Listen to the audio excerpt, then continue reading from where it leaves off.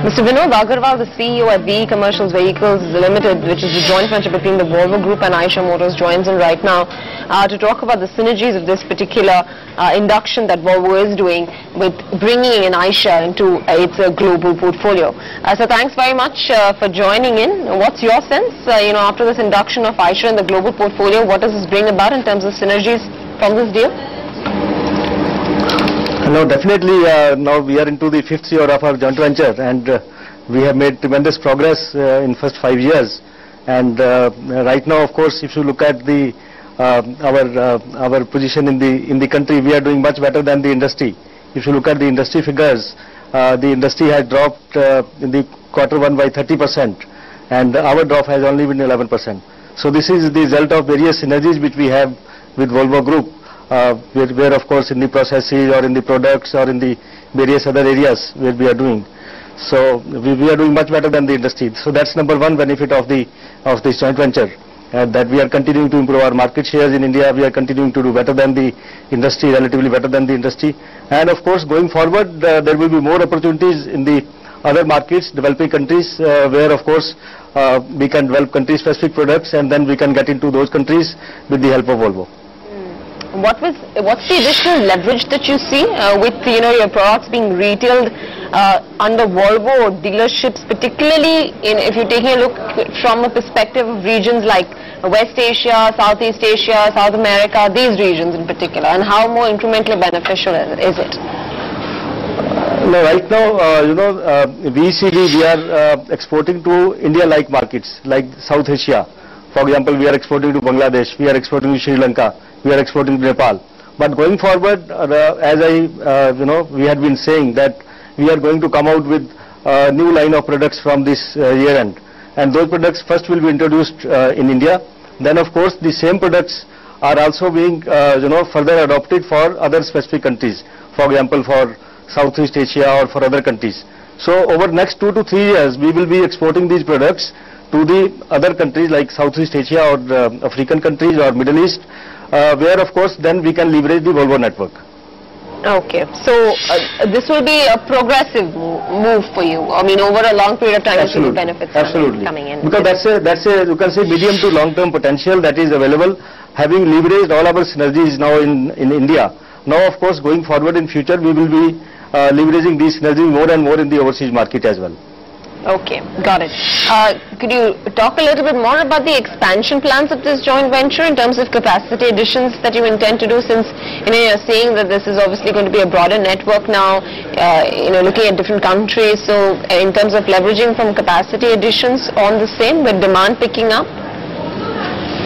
Like capacity addition is happening in various ways. For example, we are setting up a state-of-the-art plant for manufacturing engines, which will be Euro 6 compliant, and these engines are going to be exported to Volvo for their European needs, for their automotive needs, for their trucks in Europe.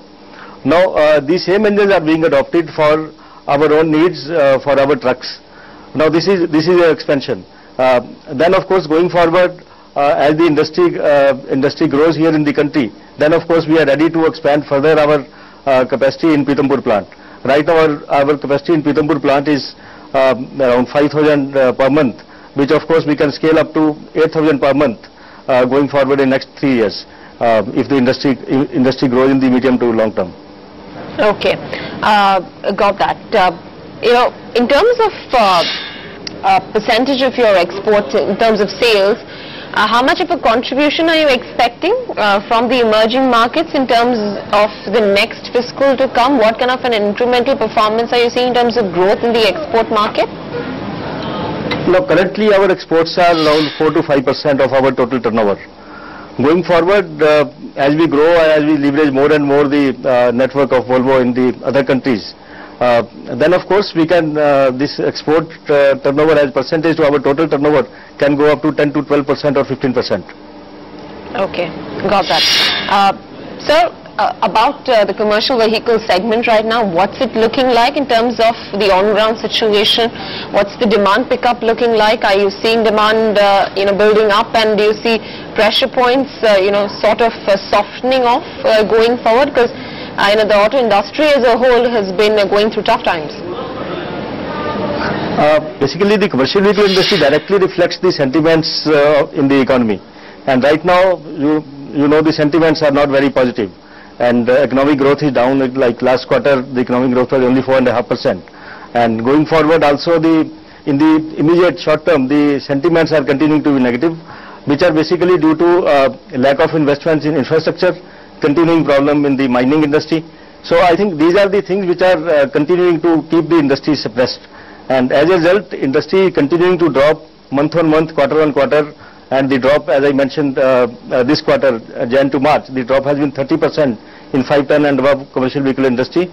Now, this is on top of 30% growth which we had in the October to December quarter.